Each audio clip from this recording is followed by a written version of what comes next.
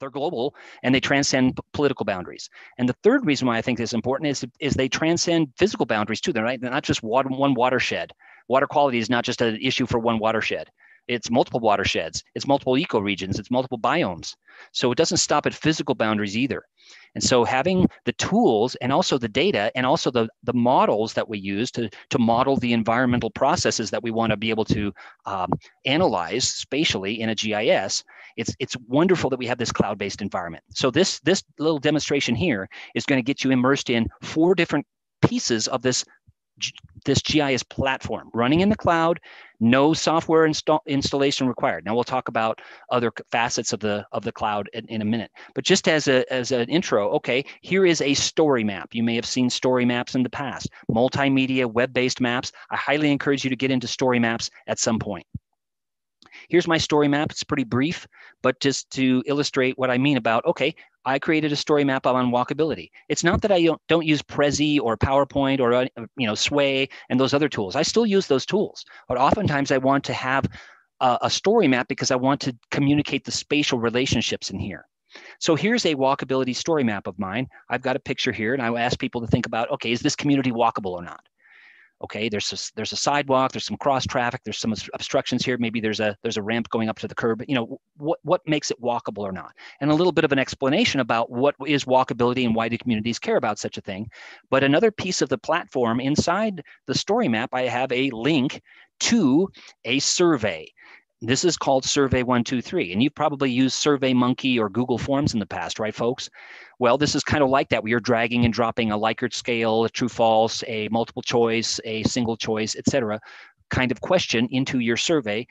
But the advantage here with Survey 123 and other mapping related surveys is that it becomes, and this is slightly geo-geeky, but it becomes an editable feature service, an editable map layer inside this Arcgis Online ecosystem that you can access and then analyze spatially when you're done.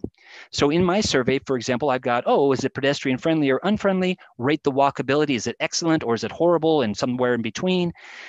Are there branches? Is there dangerous cross traffic or is it wonderful and there's a wide path or sidewalk? And then of course, germane to our discussion today, where is it?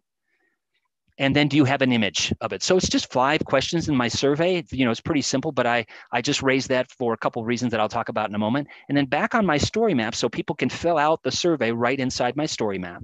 And then the results, as you probably would expect, would actually be displayed in real time on the map. So if I zoom into a location or locations on the map, I'm going to start seeing the results of the survey.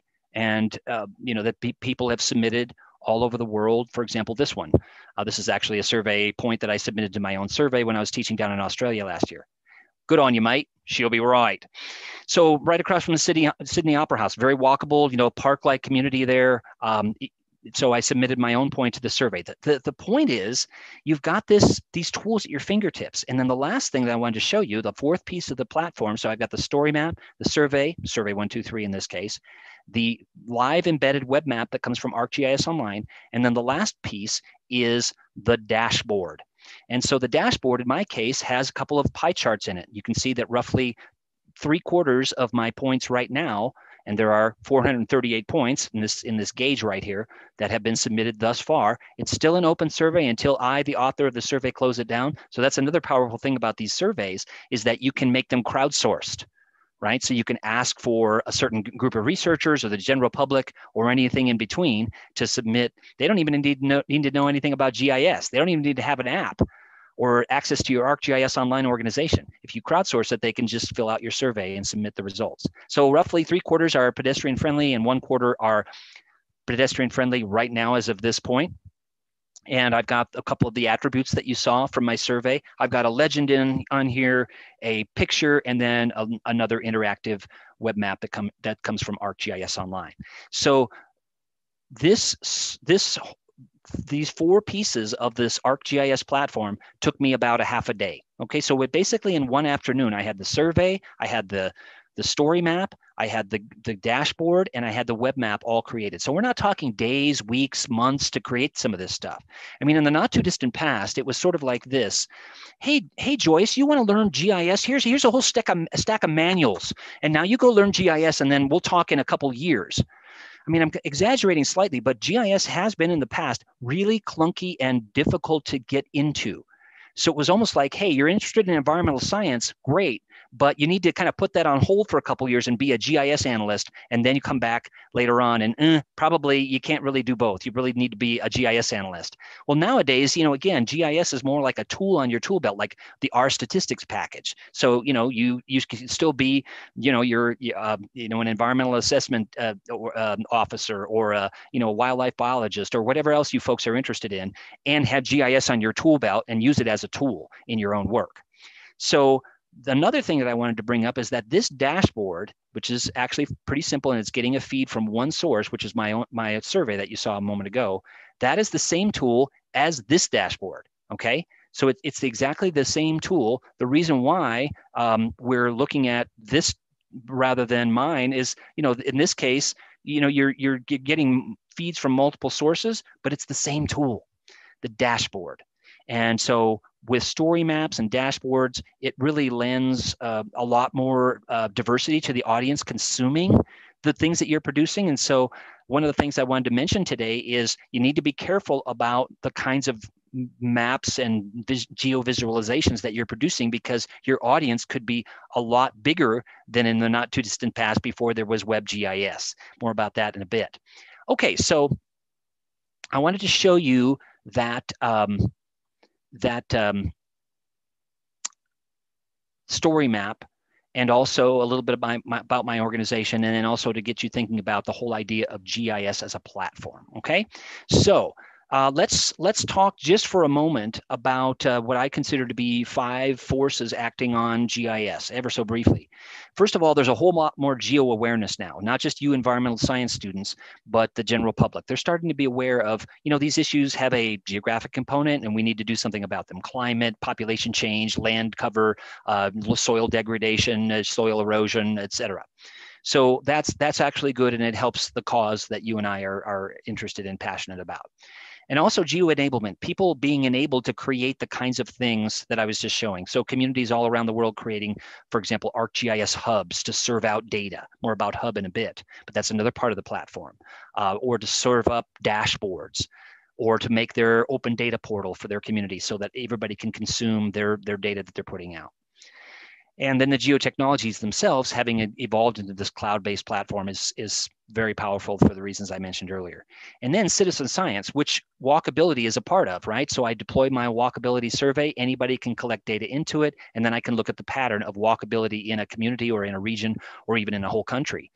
So citizen science being, about 150 years old, beginning with really the birding community and the Audubon Society, people taking meticulous notes on pieces of paper, and now we can map things, and we can create these crowdsourced citizen science type surveys rather quickly. And then finally, storytelling with maps, of which story maps are a part of. This whole presentation that you see right here that I'm giving right now, this is another story map. As you can see in the URL, it's probably pretty tiny, but I'll put it in the chat box. But this whole thing is a story map, as you can see from the URL. It's in Arcgis Online, and it is a multimedia map. And I use it to give this presentation today as an illustration of, oh, if Joseph can do this, I can do that too. And I can do even better things and more wonderful things as a member of the Duke community. But okay, a couple other things about these forces. This platform is becoming a way for people to communicate in an organization. That's what this little component is meant to say, that GIS is no longer just the niche thing, as I mentioned earlier, that used to be, oh, down the hall and to the right, if you need some maps or geospatial data, go see those people in your municipality. They're the ones that are doing GIS. Rather, more commonly nowadays, GIS and geospatial data is being viewed as an asset that is valued by the entire organization, whether it's a local government or a nonprofit or a private business or a university like yours. So that's exciting to me. Okay, another thing that I wanted to mention here is a couple of key trends as we go forward. And don't worry, we're going to have plenty of hands-on demos here coming up, but I wanted to go into some of the foundations. Where is GIS heading? I thought I'd focus on this rather than give you a sort of what is geographic information systems, because I think there's a lot of resources out there about what it is. But in my way of thinking, we'll illustrate this in a moment. It's got the geographic component, it's got the G component. The G component could be a 3D map, it could be a 2D map, it could be a satellite image, it could be a geo-visualization, so the boundary between maps and visualizations is slightly blurring these days, which is, I think, a good thing. And so then you've got the I component, the information behind the G. It's a database. It's a geodatabase. So what's the condition of that stream? What's the pH of that water? What's the dissolved solids, the dissolved oxygen, et cetera? What's the median age of this neighborhood?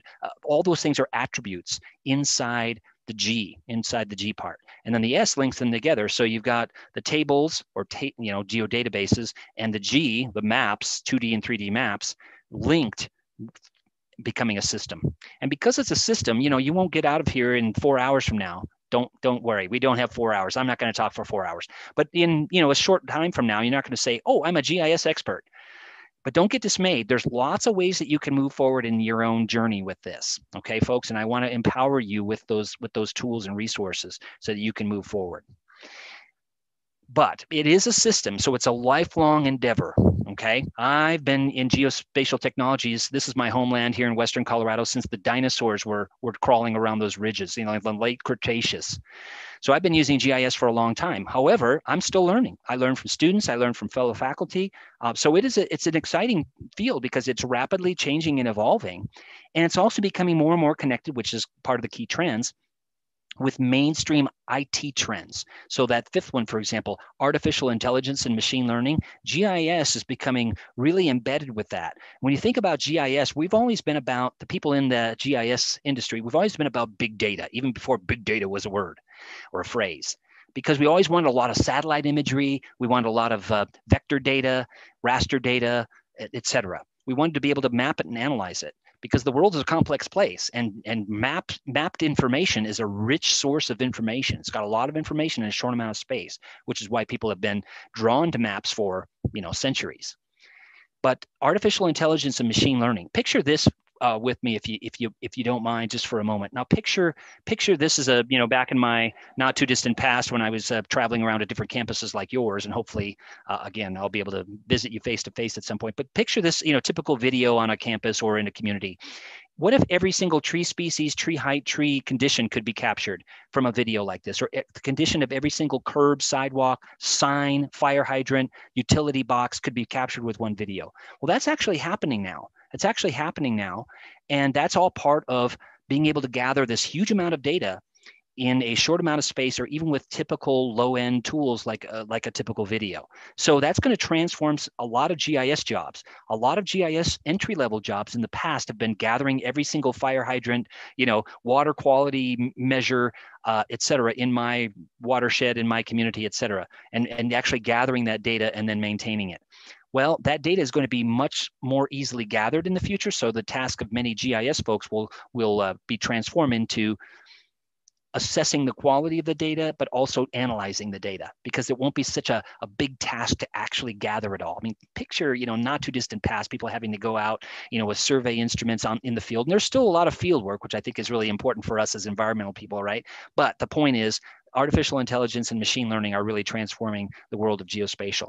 Part of that is even underground. Now picture, I mentioned our business partners earlier. We've got one called Arcgis, Augmented Reality GIS. So they're all about, hey, if you've got a feature service, for example, of pipelines or fiber optic cable or something that's underground, what if you were walking around with your mobile device using their app and know exactly where those things are underground? I mean, just think of the savings for a community. Oh, I don't have to dig up that road. I know exactly where that pipeline or that fiber optic cable or that gas line is, because I've got it in my digital geospatial database. But I also have the ability now to walk around or drive around in my community and see exactly what's underground.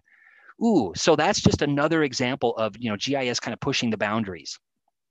Another example is this whole notion of enterprise and Web Gis. I'm kind of going from bottom to top here, but the idea of GIS being valued by everybody in the organization, and therefore which is, I think, connected to what you will do in the future. They're going to say, hey, do you know how to make a web mapping application?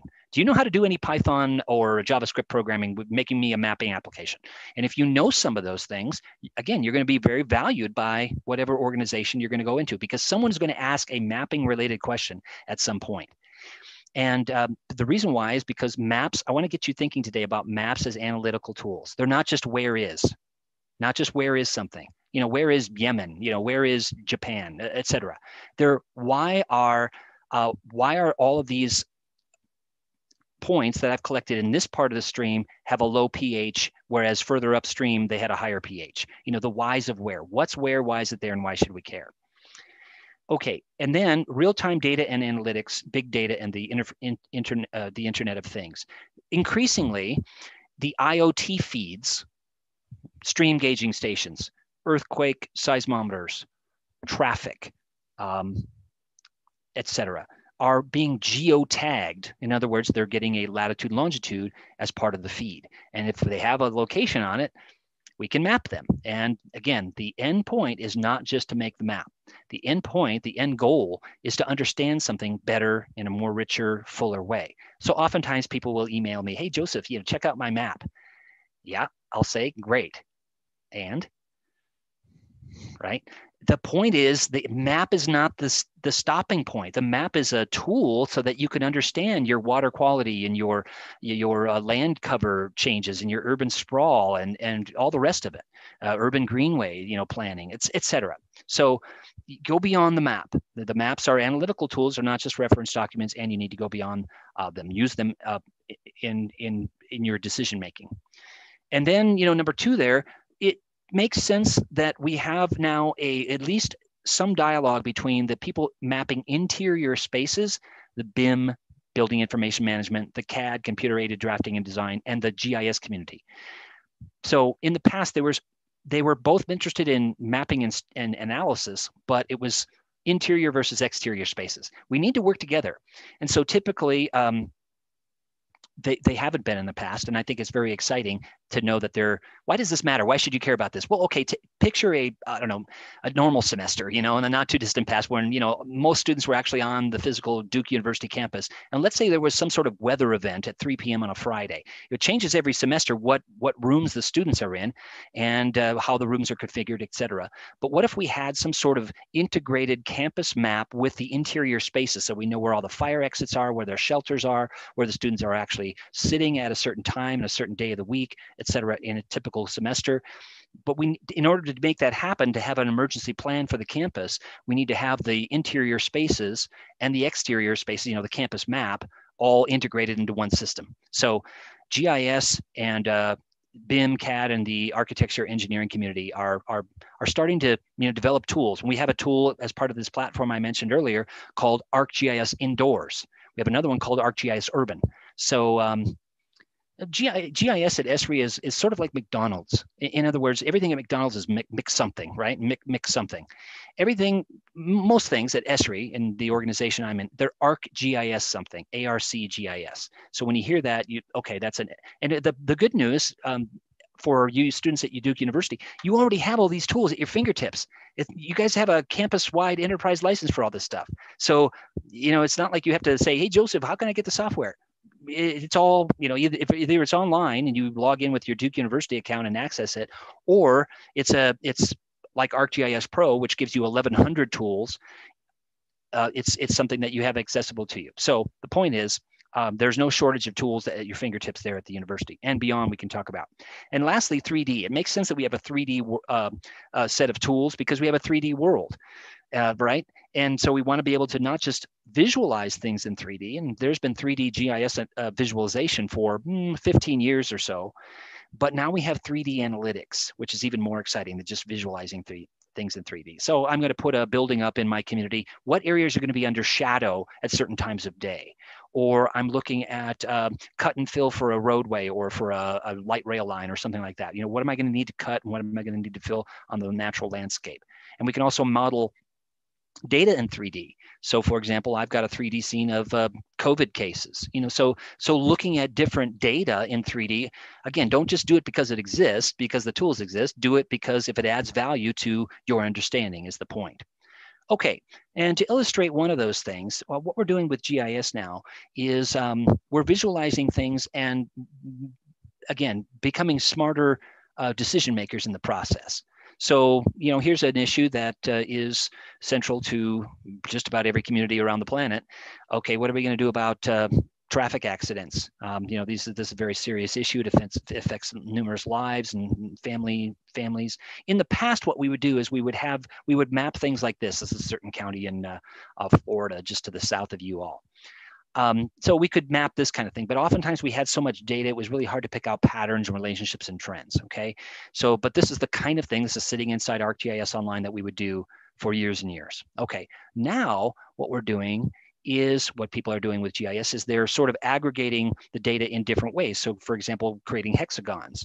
And they're also using spatial statistics so they can see, oh, I want to find out where these consecutive hotspots of accidents in this particular case in my community exist. So in other words, consistently over certain days of the week and certain times of day. So if I only had, which is the case with most projects, right, a certain limited staff, budget, time, I only can focus on the consecutive hotspots. So I'm going to put this in our 3D scene viewer, and then I can visualize with these little hexagons, and I can slice these in 3D. So I can say, okay, well, and I'm going to focus on these consecutive hotspots. That's all I have to staff and budget to do.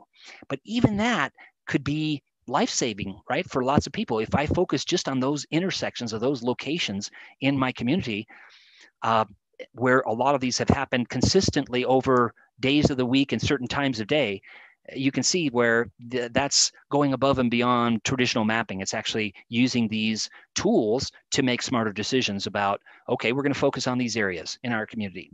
And if we have more time, maybe we'll focus on the sporadic hotspots. So that kind of thing. So we're going beyond what we had done in the not too distant past with geospatial analysis.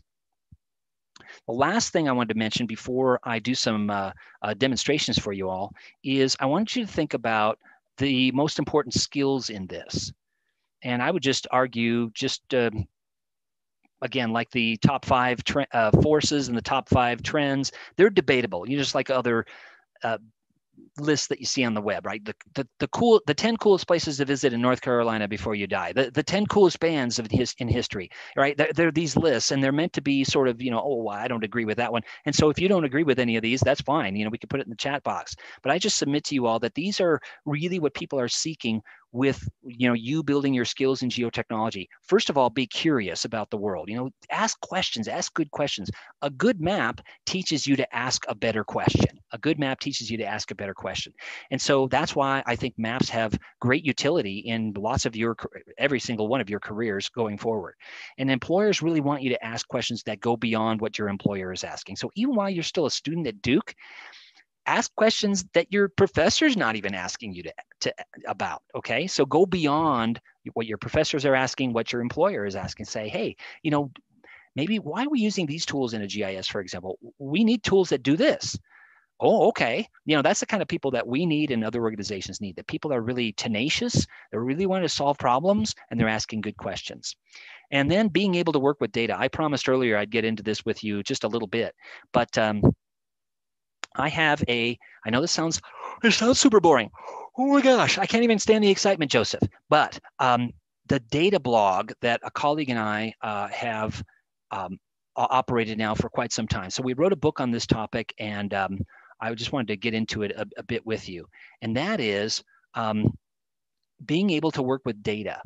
So for example, we have a spatial reserves. You just do a search on spatial reserves, you'll find it. But we wrote a book on this, and because these conversations, are still relevant, and because there's still new issues around how do I find data? How do I know if it's any good once I find it? Spatial data, mapped data. How do I find all the water wells in North Carolina? How do I find out all of the wetland areas that have, I don't know, woody plants in them in my community? How do I get that kind of spatial data so I can analyze it within a GIS? So where do I find stuff? And then how do I know if it's any good once I find it? Is there metadata associated with it? Data about the data, who created it? How often is it updated? What scale was it created at? All those kinds of important questions. So that's what this blog is all about. Just to give you a small example, one of the things that's kind of a fun set of examples, but don't just believe anything you see on the web, right? But don't just believe maps, because again, this is an open platform. Anybody can create a map, a story map, Arcgis Online map, etc. There's lots of ways to create maps, and there are millions of people creating maps daily in this platform. And there's no ESRI data police saying, no, you can't put that data in the Arcgis Online platform. It's a completely open platform. So you need to pay attention to the map data. Here's a fun one. George Mason University. Oh, simple Chinese fast food chain. Oh, that's funny. I thought George Mason University was a major research institution. It's even got a rating. So is the rating for George Mason, this 4 stars, is that for the Chinese fast food chain that's inside maybe the student union, or is that a rating for the university? Here's another one. Look at this one. Ooh, orientation matters. Oops. Now, in fairness to the publisher of this particular catalog, I and a couple of other colleagues wrote to them and said, you really need to flip this map over. And they did. They did. But for a while, it was, something's wrong with this picture. Here's another one that I was doing writing a paper not too long ago with our chief medical officer, Dr. Garrity, on COVID and GIS and geography. And I was doing a search on the actual physical location for the National Academy of Sciences. And I actually got the results returned of this house on a cul-de-sac in Colorado. I thought the National Academy of Sciences was in Washington, D.C. somewhere, and I wanted to get the physical street address for it. This is not it. And lastly, I know it gets hot in Texas, but this is, well, okay, I have got one more after this. This is really hot. And this data feed, again, we talked about the Internet of Things. Be critical of the Internet of Things feeds. They don't always have to be, vetted. This was an error for about a year, and I finally said to myself, I got to take a screenshot of this before someone corrects it. And sure enough, they did eventually. But at this time, it was like, wow, that's really hot, and look at how windy it is, and look at this precipitation. Like, this is like Noah's flood. The only thing that's normal is the pressure. Fascinating. Okay, one more that's not spatial in relation or related to the spatial technology. But I thought I was a pretty big Fab Four fan of the Beatles, but some of these songs, they're not even real songs. This isn't even a real album. It's like you're not able to see my screen? Bummer. Okay. I hope so, because everything I've done so far is graphics laden. So if you're not able to see my screen, that's not a good thing. Okay, let's. Okay, some folks can. Okay, yeah, maybe refresh or something like that. Sorry about that. But some of these aren't real songs. Penny Lance. Penny Lance is in my ear. I've never heard of that song. What about Can's Buy Me Love? How about A Day in the Sky? I've never heard A Day in the Sky. Again, be critical of the data, okay? So that is the Spatial Reserves data blog, and that particular entry was everyday examples of being critical of the data, but this is all about location privacy and so on and so forth. Location privacy. Hey, do I need to say yes to every app that asks me, do you want to share your location? And if I do say yes, does it matter? Does it matter if I share my location? So we just want to have people think about those things. But again, where do I find data and how do I know if it's any good? Okay, so understand how to work with data is just going to be critical in any field, especially geotechnologies and environmental studies. And also understand the ethical implications of what you're doing. Anybody can make a map, and anybody can make a really compelling looking map, but the way you symbolize, the way you classify the data, and I'll demonstrate this in a moment, the way you display that data, the map projection that you use, they all influence your users' perception of the issue that you're raising. So you need to be careful about, and you don't need to shy away from mapping, but you need to, when you're using these tools, you need to be careful about how you're communicating, because maps are very powerful influencers of people. And so understand the ethical implication of what you are doing also. And also know your geographic and geotechnical foundations. Spatial stats, coding, projections, analysis, etc. And also the content knowledge is important. So use geotechnologies, but also be focused on water quality or habitat or whatever you folks are interested in, urban greenways, etc. And then be adaptable, be willing to go international. Many of you are probably from international backgrounds anyway, but being willing to, hey, take your skills into a new venue. The most valuable parts of, my own career is when I've taught and worked with people internationally. And so, don't ignore that. You'll really grow, and you'll meet, you know, people of diverse backgrounds, and it's wonderful, and you'll gain so much. And people need geospatial technologies in every single part of the world. So if you're, you know, kind of confined to your own community, no worries. Then, okay, be willing to go outside your disciplinary comfort zone. So if you're at a conference, whether virtual or face-to-face, go to a track, go to a session that's completely outside of your normal, you know, where you usually hang out. You might learn some things. So at a recent geography conference, for example, I went to a social worker, you know, the social work track. I don't know much about their methods. I learned a lot. I met some really interesting people, and a lot of them had, you know, geographical questions, but it was just a great stretch for me.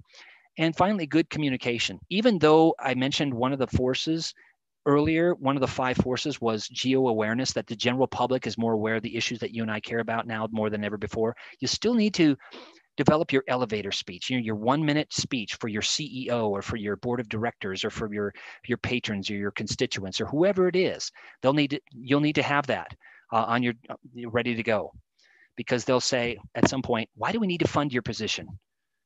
And you'll need to provide an explanation for why your position needs to be funded and why it needs to be supported, and have a 5-minute speech, have a 10-minute, have a half hour. If you had a half hour, hey, you need to go down the hall now and go talk to this group about what you're working on and why it matters. Okay, have that ready to go, and practice those.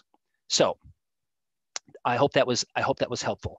One of the things that I wanted to go into right now is I already showed you my survey 123 and my story map, but there are loads and loads of story maps and out there. And if you go to storymaps.arcgis.com, you will see a whole raft of a gallery of story maps. I just wanted to highlight one of these in addition to the one I showed earlier about walkability. So here, you know, this is one that I almost hesitate to show this one because it did take more than 2 hours to make.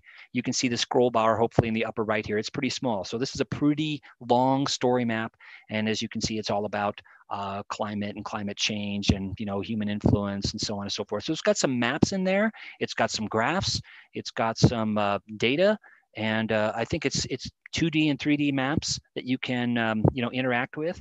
And so I think it's a you know, it's compelling, and it shows the value of mapping. In other words, these maps, story maps, Arcgis Online maps, they're not just eye candy, right? They're not just a bunch of graphics floating around in cyberspace. They actually have a database behind them, which of course gives GIS its power. So this is just one of the many story maps that we've got online, produced by, you know, our Storymaps team, but also more importantly, you all, the community, academia, private industry, nonprofits, government agencies. They're using Storymaps to communicate. So I highly recommend you to get into how to make one of these story maps. And I would encourage you to do the following as your intro for your story map. And that is the following. So here is, you know, for example, my standard CV or resume. Everybody's got one of these, or you're working on developing one, right? So, you know, I've got this, and you've got your own, and it's perfectly fine to have this kind of a standard format. But I also encourage you to create a story map of your CV or resume for several reasons. A, it gets you into the story maps tools. Okay. B, you can put all kinds of geeky pictures of yourself in there. Normalize your choropleth. I mean, that's pretty geo geeky, but also working on your elevator speech about why you care about what you care about, and so on. I highly encourage, and you could, here's me lying on a big map of Colorado. The point is, folks, make one of these. You get into the story maps tools. It's your own story, so you don't have to do a lot of outside research, right? It's all in your head. But also, I encourage you to put at least one map in there. Okay, put at least one map in there that tells about, you know, what you were doing in these different places. You had an internship over here. You went to Duke University. You had this, I don't know, fellowship to do X, Y, and Z project in some that had to focus on, I don't know, the taiga in Siberia, whatever it is. Okay, make at least one web map, and that gives you practice with some of these web mapping tools that I'll talk more about in a moment. So, and the last reason why I think it'd be a good idea for you to do this is that every quarter or every 6 months or something, you can come back to your own CV as a story map and refresh your memory, and also explore some new tools, because the platform evolves. There's new tools that come up every quarter as the updates roll in. And the last, though, reason is that your future employer says, oh, that's interesting. They know something about Web GIS, because otherwise they wouldn't have been able to create this. So it's a nice, nudge for your employer that says, okay, I see that you know something about geotechnologies. So those are all the reasons why I think it might be a nice idea for you to make one of these. And that's another reason why I didn't want to show this right at the beginning, because it's like, okay, yeah, this one took a little bit more time to develop with a lot of different data sources, but start small, and sometimes your own project at the university or your CV is a nice way to start. So Storymaps are web mapping applications. They're built on the ArcGIS platform. Another set of web mapping applications is from something called the Living Atlas of the World. Now, speaking of where to find data, I think this has rapidly evolved into my go-to first stop. It's not the only thing I look at. And ArcGIS Online is a big platform. Like I said, there are hundreds and thousands of layers in there. The Living Atlas actually has about 8,500 layers. So it's a subset, but it is all vetted data on different topics. So for example, if I wanted to go to Earth observations or oceans, I click on a couple of these things. I get, okay, I've got some things that touch on what we were talking about earlier. I've got some live feeds from weather, from weather stations or earthquakes, or I've got some ocean, acidification and ocean data, water quality measures. The point is, these aren't perfect layers, but they're all full of metadata. In other words, we know where they came from. They're from NOAA and United Nations Environment Program, North Carolina Department of Natural Resources, et cetera. Okay, so they're not perfect, but they are curated, and they have metadata attached to them. Who created it, how often is it updated, et cetera. I never metadata I didn't like. That's a little geo pun for you. Anyway, just wanted to make sure you were with me, folks. Hopefully nobody's saying, Joseph, this is the most boring presentation ever. I mean, I'm checking my email and I'm playing, Scrabble with my kids. I'm doing other things right now. Hopefully not. Hopefully you're tracking with me. But feel free to submit some. Thanks for the link there, Joyce. So start with the Living Atlas and look in there. Another thing that I highly recommend is there's some web mapping applications in the Living Atlas that kind of gets you thinking spatially, and one's called the Wayback Imagery, and it is part of the Living Atlas. So in here, you've got about 7 years worth of satellite imagery at your fingertips in two different ways. First, if you grab on the left side, you've got a little swipe tool in here. So if you're looking at, okay, I want to look at urbanization, in this case, the default where it ends up being first is Las Vegas. And you can see that, oh gosh, in 2014 on the right here, there was lots of, desert still around the southwest part of the city. And then by 2020, it was in part paved.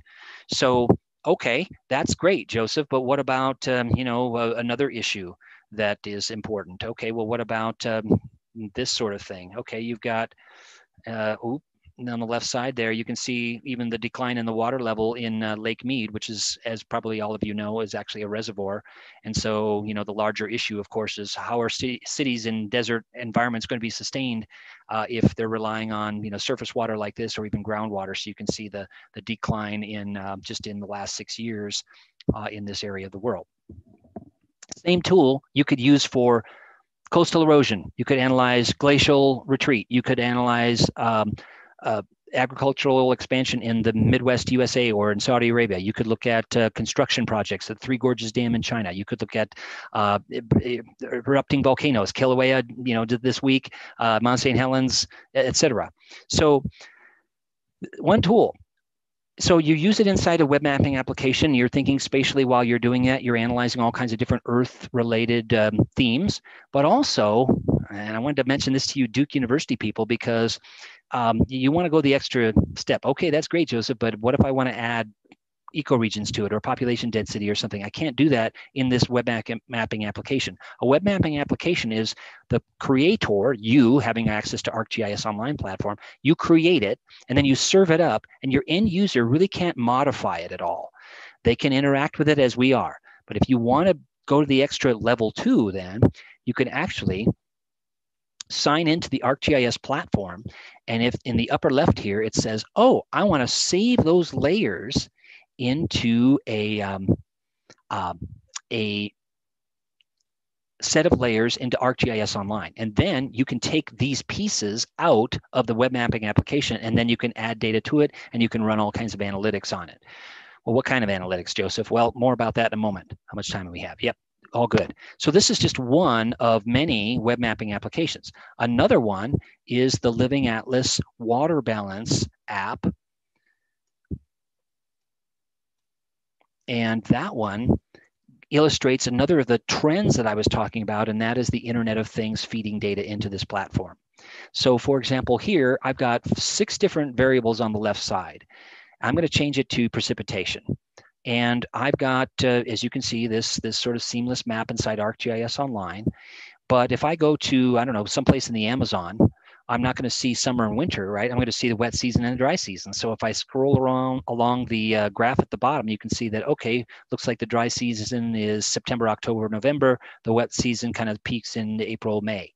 Okay, exactly. Well, what about southern Libya? I'm going to see whole months of the year where there's absolutely no precipitation at all. And so, of course, my questions are, okay, well, what kind of plants and animal habitats does that environment support? Is there population density there, et cetera? So again, getting the data not real time in this case, like what we have other data, on weather, as you saw earlier, wildfire perimeters, things like that are actually feeding data in real time. Here, you can see it's about 4 months old, but it continually updates. So it's never going to look the same way twice. If you come back next month, it'll probably be up to September 2020 is when we have the latest. So anyway, fascinating to be able to just interact with these variables and look at, oh gosh, snowpack. Is there any snowpack ever in different parts of the world? What about over here? Oh, okay, I've got the Atlas Mountains. So there's actually snowpack at certain times of the year, just a little bit, as you can see here, in Morocco even. Fascinating.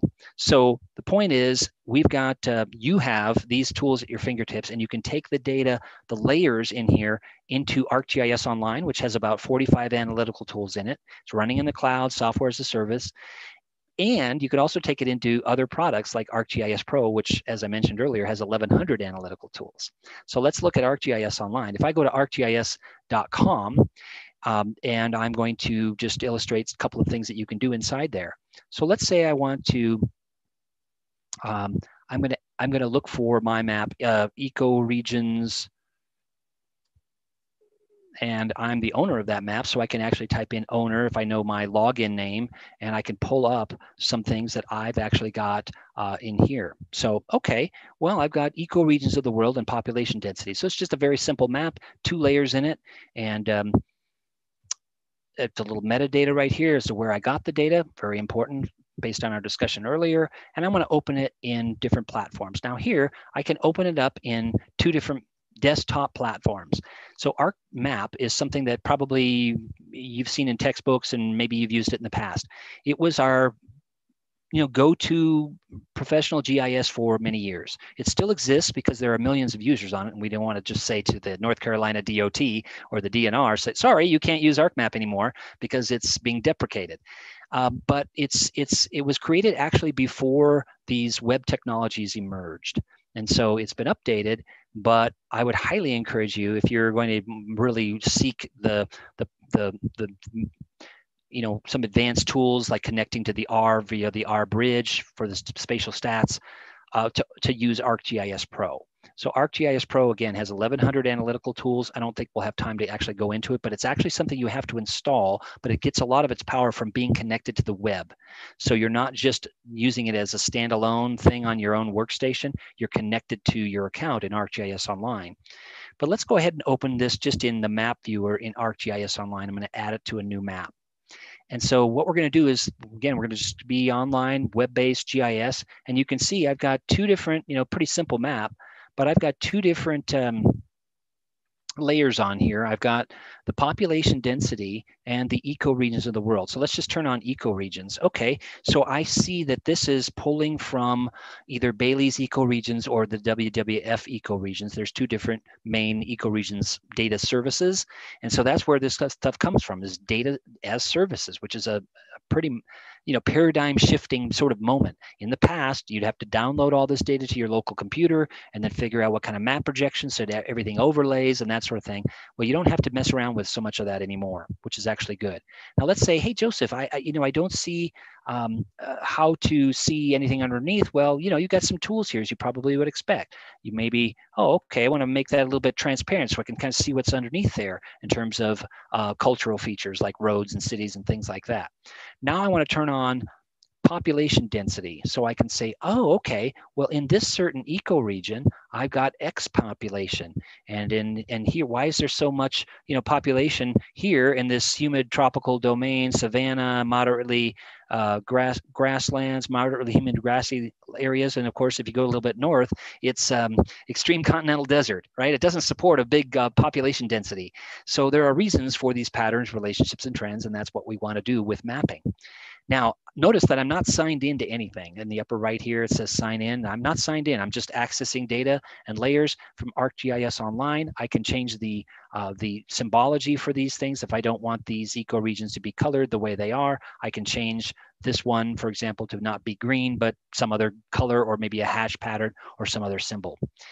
However, if I sign in, I'm going to have analytical tools at my fingertips. And another thing I'm going to be able to do is I'm going to be able to save the maps that I create that I can analyze, and I can share them. I can share them in a web mapping application like a story map. I can share them in other ways. So that's the power of logging in, analysis, and also the ability to share and create digital derivative products from those. So let me just illustrate okay, what would happen if I, signed in? So, for example, if I do that, let's just say that I do, and you can, of course, sign in with your Duke University credentials because you have access to all of this. And if not, let me know, because there is a person there at Duke that is the ESRI site license manager for your campus. So now that I've signed in, notice I've got a couple other things in here that I didn't have before. I have a save button.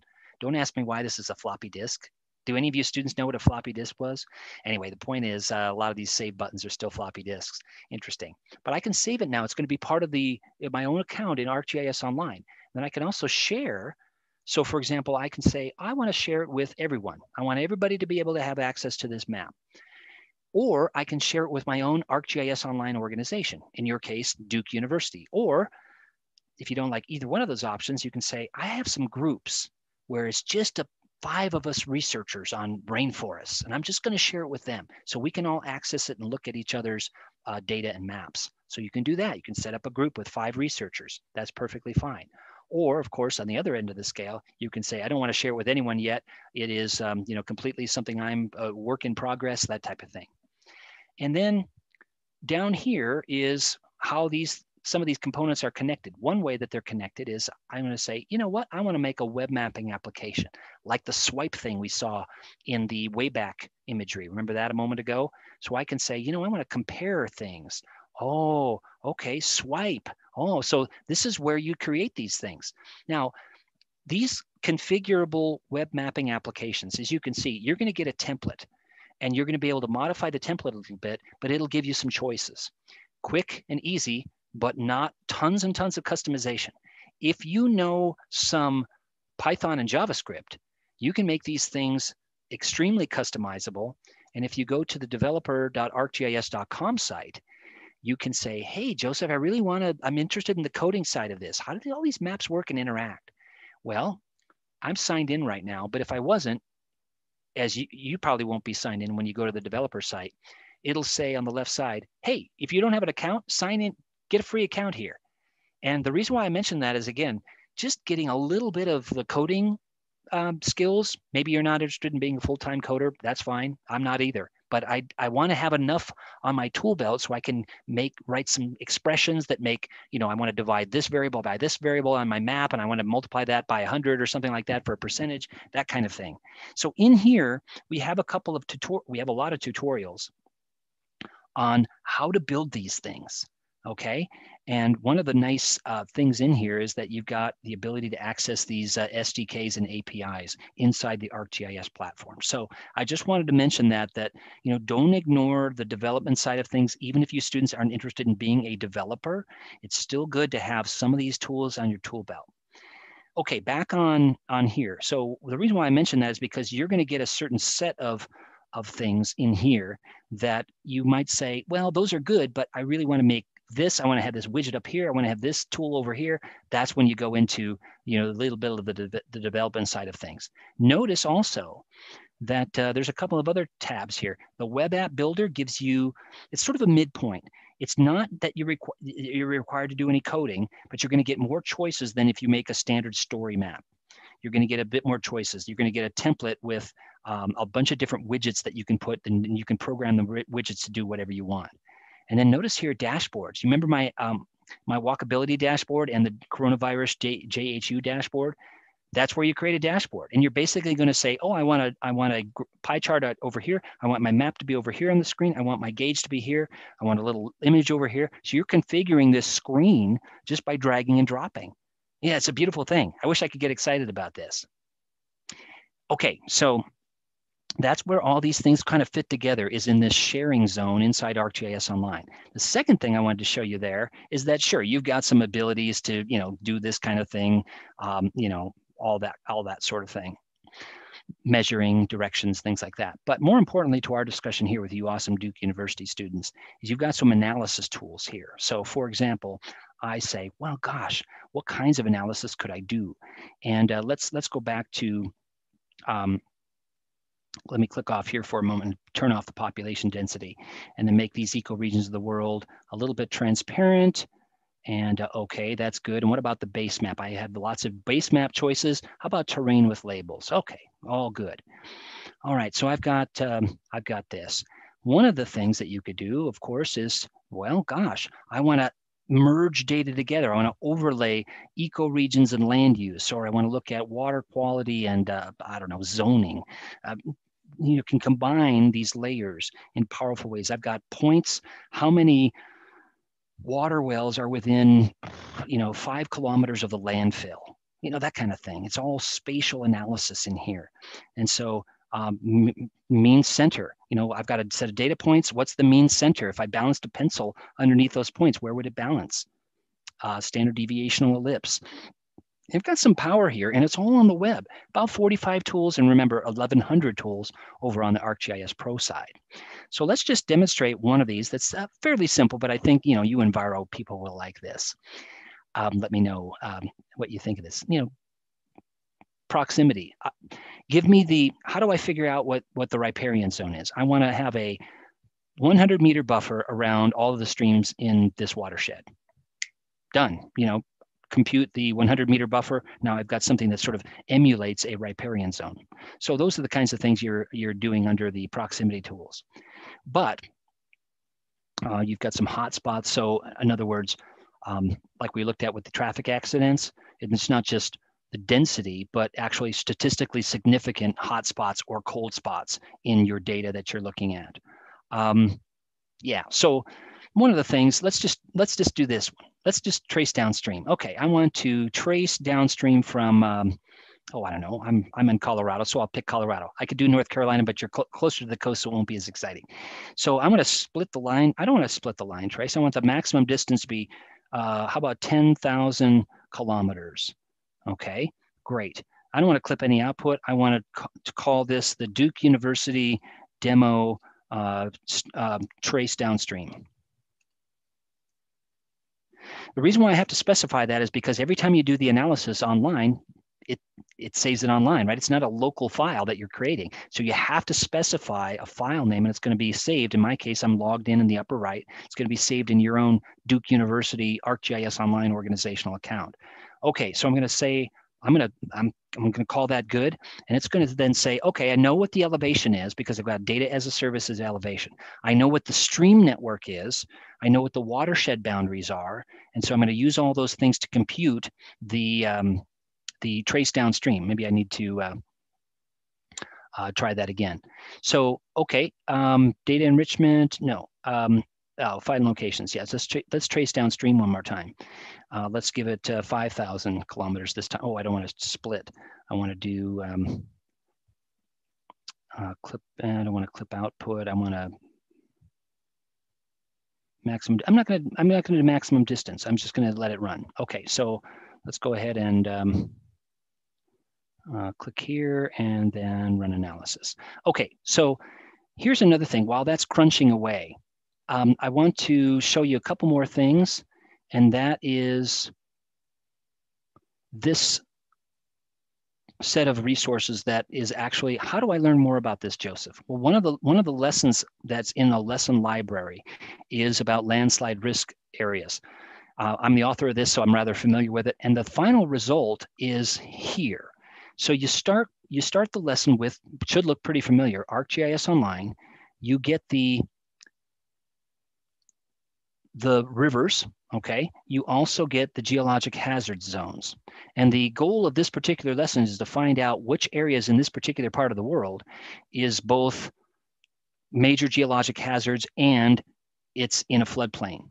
So what you do is you buffer remember with that proximity tool, you actually run a buffer and you end up having your floodplains, 100 and 500 year floodplains, and then you enrich them with additional data. So in these floodplain buffers, you get distance, the buffer distance, which is 200 meters, but in the enrichment part, you're going to get more data because you're going to get some population. So you enrich it with population. And the powerful thing about the enrichment tool is that you're pulling data from ArcGIS Online. Again, be critical of it, know where it came from, etc.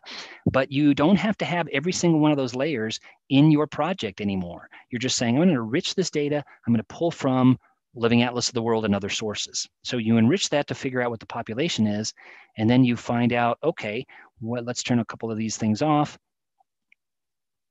Here's my potential landslide risk areas and my enriched landslide. So you're basically intersecting a lot of these different layers, and you end up with just a small number of polygons, as you can see over here in the southeast part of the study area and up here as well. And so the scenario that this particular activity is entrenched in is, okay, you're working for your county's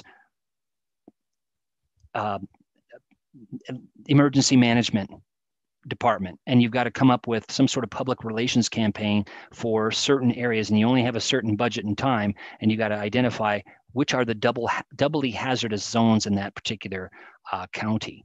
Another one that is part of the same library of learn lessons, and I'll put the URL in here, but you're going to figure out the best location for a wind farm. So, okay, great. What you get a map, and you're going to figure out, okay, it's got to connect to the existing electrical grid. You want to figure out which areas are potentially windy enough to power a wind turbine for a sustained period. So you're going to look at wind power class and look at the distribution there. You're also going to then, similar to the other lesson in some ways, you're going to look at, okay, what's a buffer zone around those transmission lines if I can build some infrastructure to power these wind turbines.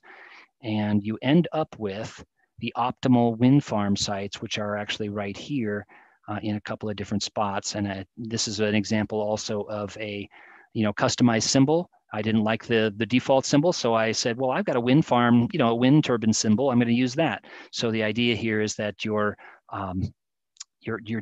doing a site selection in this case. So, the nice thing about all these lessons, I think, is you're getting into real issues. You're getting into different scales. You're looking at different kinds of data, and you're being critical of it. And you're arriving at a decision like you would in the actual workplace. So that's what all these lessons are designed to help you do. All right, let me put a couple of resources in here. First of all, the learn.arcgis.com is the library of lessons. And I also encourage you to take a look at the Esri MOOCs. Now, I was just talking to Joyce earlier, and she was saying that she's taken some massive open online courses in the past on GIS. Some universities offer them, like Penn State and others. We also have about 6 or 7 of them here at Esri. We've got one on spatial analysis. We've got one on satellite imagery and how to interpret it. We have one on cartography. So if you really want to make these maps shine and be good communication tools, all about symbology and classification. And unfortunately, I kind of ran out of time, but inside each one of these, you've got these, for example, like enriched floodway, as you probably would expect. If you said, hey, I don't want those to be blue, or I don't want them to be just every location, I want them to be sort of symbolized based on an attribute. So you can change all of the symbology and the classification method on any one of these things too. So that's another one, the MOOCs. They're free. They're about 6 weeks long. They're fun. They're rigorous. And you really do get immersed. And you're going through it as a cohort with other people, just like an online university course. So they're not offered just any time. They actually have certain periods that they're offered all throughout the year. But that's another one that I wanted to bring up to you. And then the other ones are, again, I'll show you my contact information. But before I do, I just want to indicate a couple of things here at the end. And that is, I truly believe that this decade will be an exciting one for all of you in environmental studies, environmental science, and you do have a key role of helping us to achieve this sustainable, healthier, happier world and communities. And so, again, the goal is not to make the perfect map and not to just make maps because it's cool, but because wiser decisions will be made using this spatial perspective, and we're going to build that more resilient future. So that said, I wanted to remind you of my own contact information. Again, if there's anything that I can do to assist you in your own journey going forward, that's what I'm here for. And I hope this was interesting and encouraging and helpful. Do folks have questions, comments, complaints?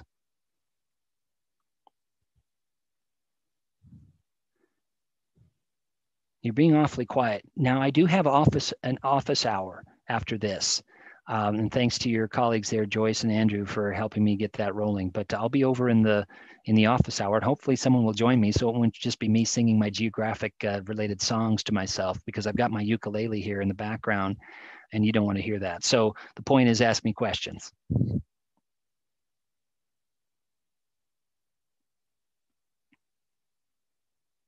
Yeah, so Jacob, yeah, good question.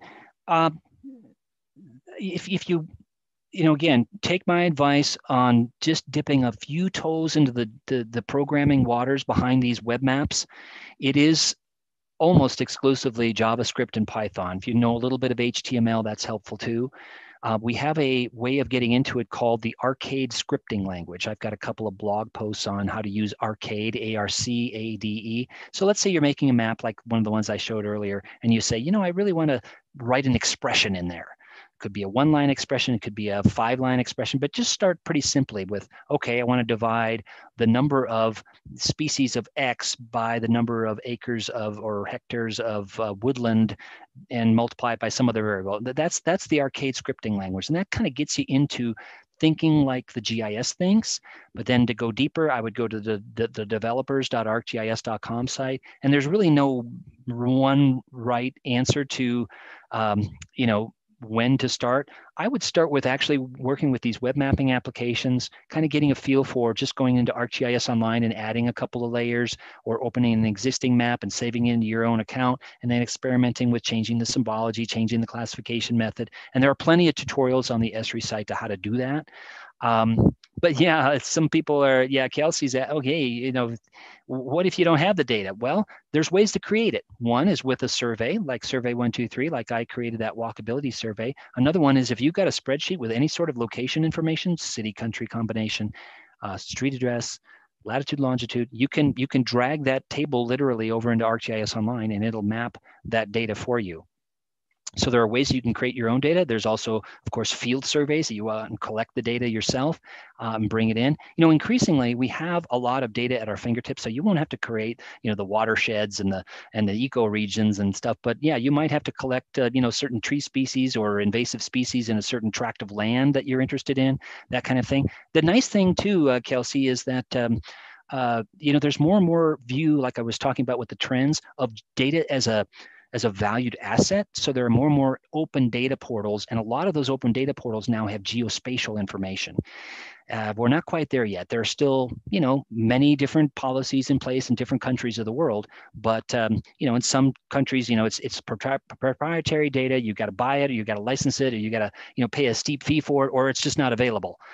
They won't release it, or it has been collected. So there's lots of different policies, but overall, of the last 20 years, there's definitely been a trend to more and more open data, which is actually good for you and I in geospatial, because we always want the data. Yeah, exactly.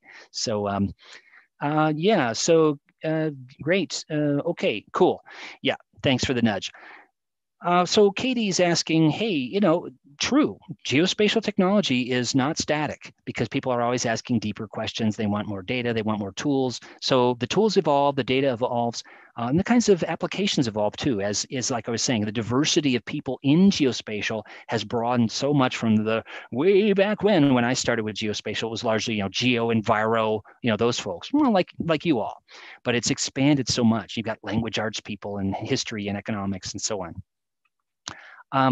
But staying up to date, I've got this. It's not the end all be all, but I do have the daily, Twitter feed of mine that it's really about. It's really focused all on geospatial technology and education. That might be one source that's useful. The Our Earth channel is, again, focused on the same thing. It's my own.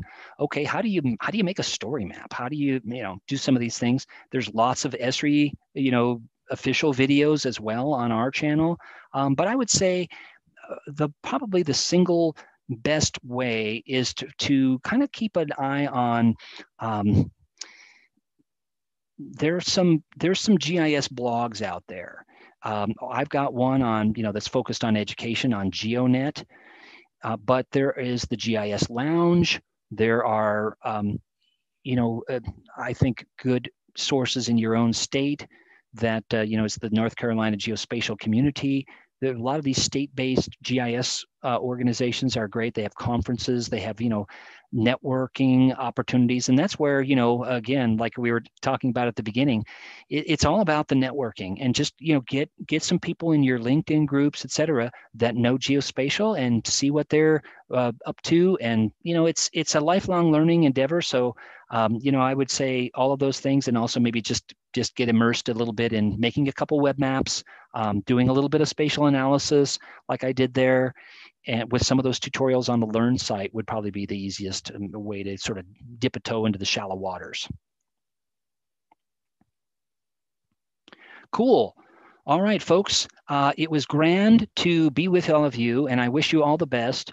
I know that the future is bright because you've got some wonderful people there at Duke University, and I look forward to hearing what you're up to in the future. Meanwhile, I'm going to head over to the office hour. So if you want to chat more about all things geo, I hope that was helpful. I hope it was worth your while. Yeah, that was awesome. Thank you, Dr. Kursky. That was a wonderful GIS workshop, and